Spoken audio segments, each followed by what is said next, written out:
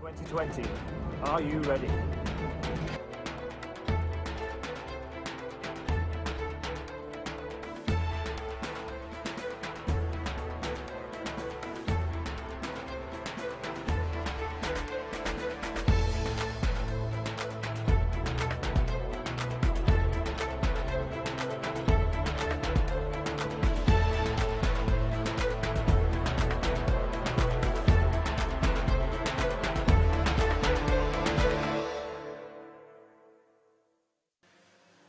Good afternoon, ladies and gentlemen, and welcome to round number 4 of the Rich Energy British Mini Bikes. We are here in Lancashire, just on the outskirts of Wigan at Three Sisters. This is a very popular track with the mini bike crowd, back here once again on this brutally fast circuit, and we are looking towards a good afternoon's racing. My name is Chris Sora, delighted to...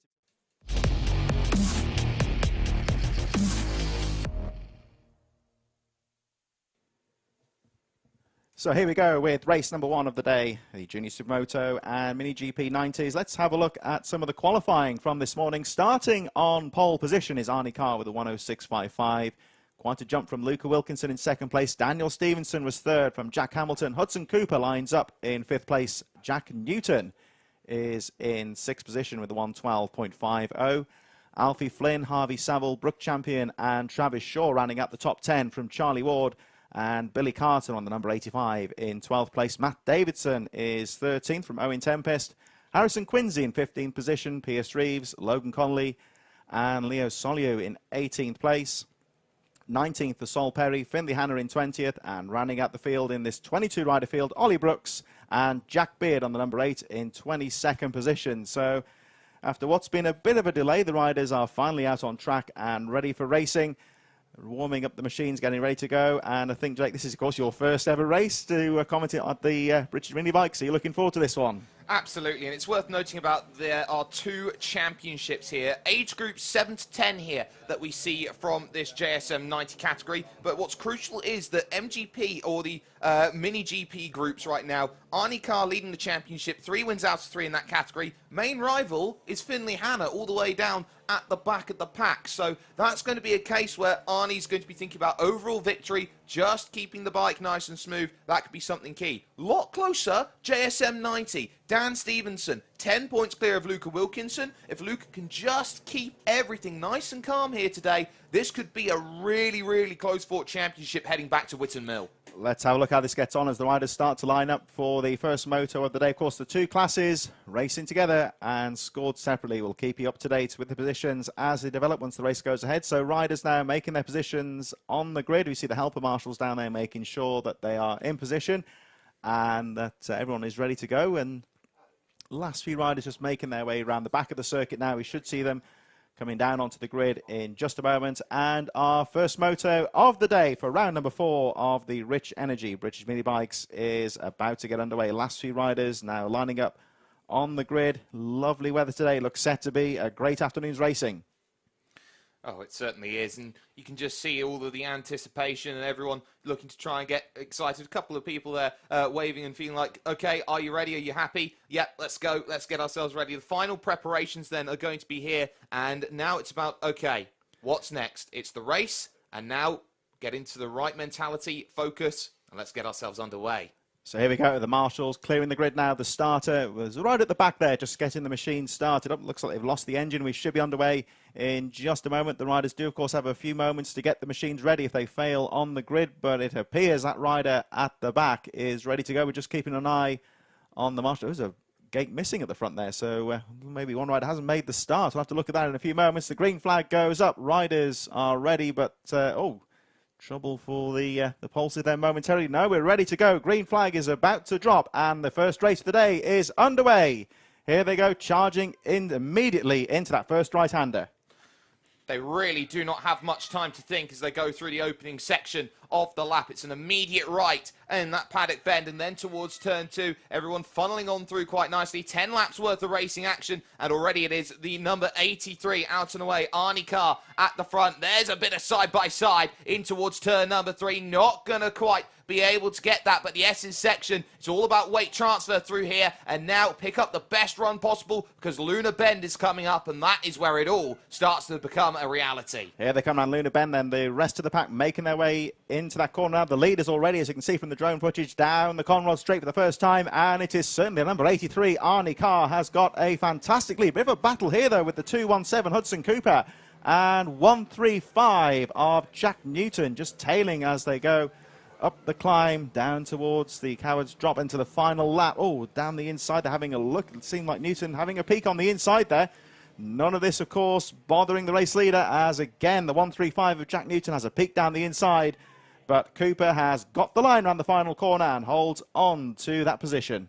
Absolutely, and Newton as well has been doing quite well. Is down there in 5th place, but has been third in class, and third in class for the first 3 rounds of the season. Will be wanting a little bit more. There is the 217 of Hudson Cooper having a really solid run of things here today up the hill, but there is that 128 there just in front, which is going to make life just a little bit more tricky as they start backing up into each other ever so slightly, going through the mid part of the track and now heading towards that Lunar Bend once again. The key here is that Jack Hamilton has got to be really, really focused. Is a newcomer as well to this championship, will be wanting a good run, and now this is where you're going to see who's got the best slingshot out of this corner to charge on Conrod, very similar to the fastest straight in Australian motorsports at Mount Panorama Bathurst with the same name. Well, Hudson Cooper got a nice drive out of the Lunar Bend, but it hasn't really worked out, and certainly looking threatening from Jack Newton, who again has a look down the inside. Arnie Carr leading the Mini GP 90s, and the second place rider, the number 11 of Stevenson, leading the Junior Supermotos. Carr already crossing the line. Stevenson there you see in shot, just going around that first corner in second place. The battle currently for third, Hudson Cooper, Jack Newton. Harvey Saville on the 41, just crossing the line a little bit further behind. Alfie Flynn, Brook champion. Billy Carter currently in 9th on the number 85, who we should see. There's Carter just coming around the first corner now. Currently 2nd of the Mini GPs, 10th on the track. 10th on the track and having a good run at the moment. Has just dropped a position, though, over this one to Travis Shaw, who's having a pretty good run. And there is that 127 of Ward then having a good run. Charlie Ward, who is making the second start of the season so far and doing quite well, 36 points in the opening proceedings. But this is the difference that you can see. You look at those fighting the MGP category, looks like a mini bike. You get that dirt bike sort of feel when you get a look at the JSM Championship, and you can see there are not as many, definitely not as many in the MGP compared to the JSM as they make their way through Lunar Bend. These riders are not fighting technically for classified position right now, but being out there on track would be a really nice little battle to be having out there at the moment. Stevenson crossing line doing well, but look at the times in terms of fastest lap. Arnie Carr is 2 seconds clear of the field on fastest lap. Yet again, Arnie Carr, the class of the field, and here we see the like you mentioned, of course, Jake, the difference between the two machines. These riders, of course, not battling for position right now, but they're in two separate classes. But the racer's instinct is always to try and pass that rider in front, and always just to try and get as many riders in a different class between you and your rivals. We just saw one of the novices there a bit further down, may possibly have been Jack Beard. We're trying to identify the rider in a few moments, but one or two of the riders with the high-vis vests you'll notice out there as well. These are novice riders, so new to the sport. Just to explain to the more experienced guys out front that they are new riders, just to give them a bit more space when you're lapping them going into the corners. And here we see again that drive out of Lunar Bend, the 28 of Hamilton now into the climb once again. Into the climb. And at the moment it looks like Hudson Cooper, well, he's certainly just keeping tabs on there just behind him.